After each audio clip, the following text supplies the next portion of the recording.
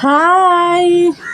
അപ്പോഴേ ഞാൻ എൻ്റെ ഒരു കുഞ്ഞ് ഓർമ്മയെന്ന് പറഞ്ഞാൽ ഒരു മോഹം ഞാനത് പറയാം. അതെന്താണെന്ന് വെച്ചാൽ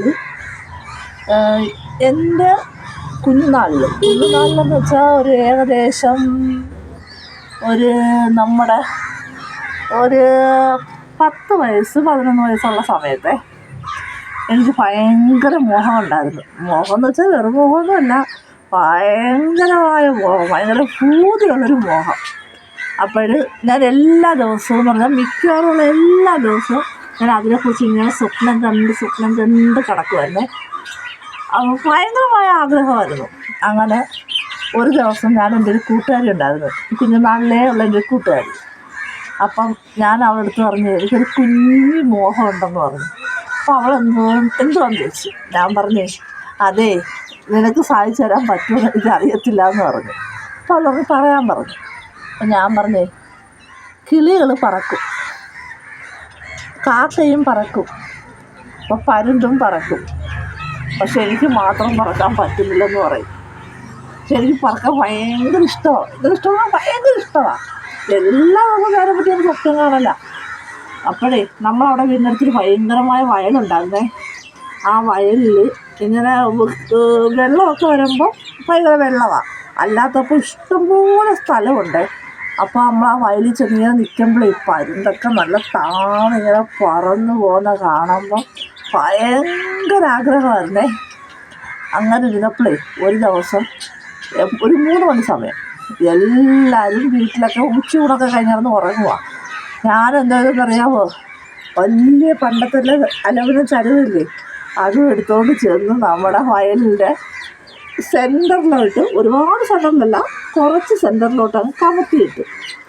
എന്നിട്ട് അതിനകത്തോട്ട് ഞാനത് കയറി നിന്നിട്ട് എനിക്ക് പറക്കണം. പക്ഷെ എങ്ങനെ പറക്കണമെന്നറിയാമോ എൻ്റെ മോഹം, അതാ ഒരു വല്ലാത്ത മോഹം. അത് 2 കാലും പൊങ്ങണം, കൈ 2 ഇങ്ങനെ പറക്കണം, കാല് 2 കൈ പോലെ പറക്കണം, പക്ഷെ കാല് ഭൂമിയിൽ തട്ടരുത്, പറക്കണം. അതാ എൻ്റെ ആഗ്രഹം. ഇങ്ങനെ പറന്ന് നടക്കണം. അപ്പോൾ വയലിലെല്ലാം ഇങ്ങനെ പറന്ന് നടക്കണം. പക്ഷെ ഒന്നിനെ പുറത്തൂടെ കയറിയല്ല, വിമാനത്തിലൊന്നും അല്ല, ഒന്നിലുമല്ല. പരുന്തും കിളികളും കാക്കയൊക്കെ പറക്കുന്നത് പോലെ പറക്കണം. ഭയങ്കര മോഹമായിരുന്നു. ഞാൻ ചുറ്റും നോക്കി, ചരുവത്തിൻ്റെ മുകളിൽ കയറി ഇരുന്നട്ടെ. അപ്പോൾ അവിടെ ഒന്നും ആരെയും കണ്ടില്ല. ഞാൻ പറഞ്ഞു ഭഗവാനെ ഞാൻ പറക്കാൻ പോവാന്നും പറഞ്ഞേ 2 കാലും പൊക്കിയിട്ട് കൈയൊക്കെ വീശി അങ്ങ് പറക്കാനായിട്ട് തുടങ്ങി. 10 പറഞ്ഞ് കാലും 2 പൊക്കിയൊക്കെ വന്ന് വയലിൻ്റെ ആ ചെളിക്കുണ്ടത്തി വന്നേ അരഞ്ഞ് വീട്. പക്ഷെ ആ ഒരു മോഹം ഉണ്ടല്ലോ, അതൊരു വല്ലാത്ത മോഹമാണ്.